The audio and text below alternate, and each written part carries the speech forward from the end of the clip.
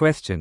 தேசிய ஆவணக் காப்பகத்தில் கவனம் செலுத்தும் எந்த அமைப்பின் கூட்டம் சமீபத்தில் ஜம்முவில் நடைபெற்றது? Option A. தேசிய வரலாற்றுப் பதிவுகள் ஆணையம். Option B. இந்திய தொல்பொருள் ஆய்வு நிறுவனம். Option C.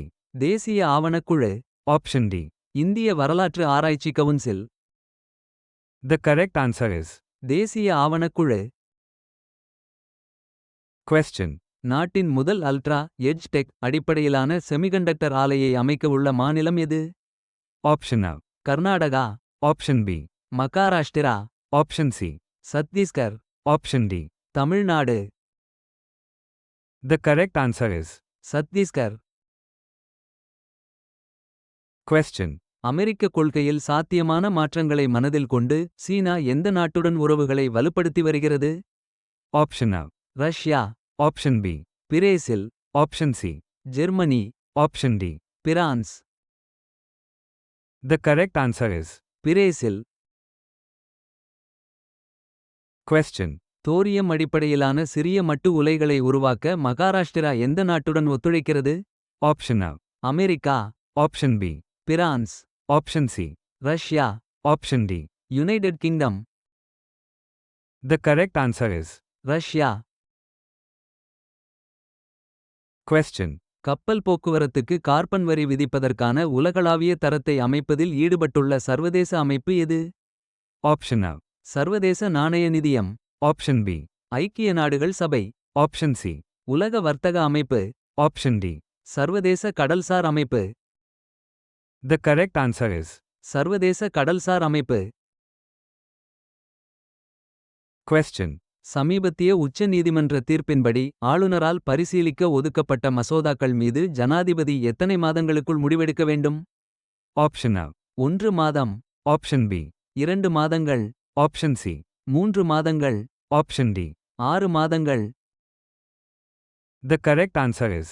3 மாதங்கள். Question.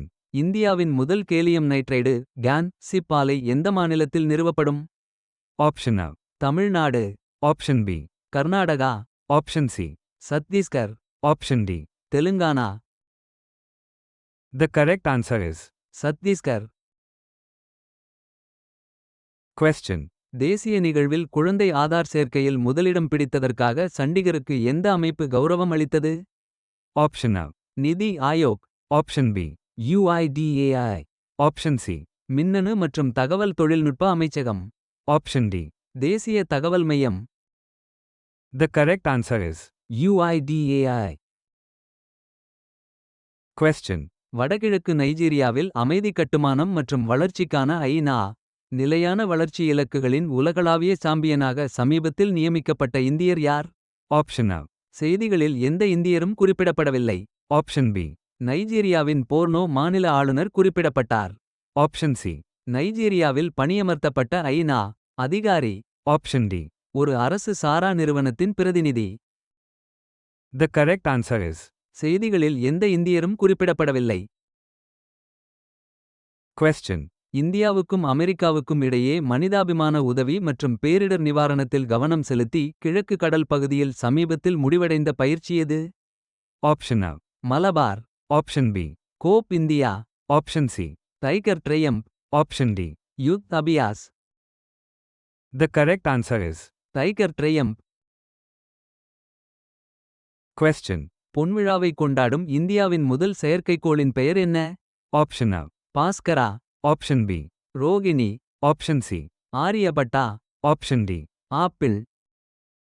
The correct answer is. Aryabhata.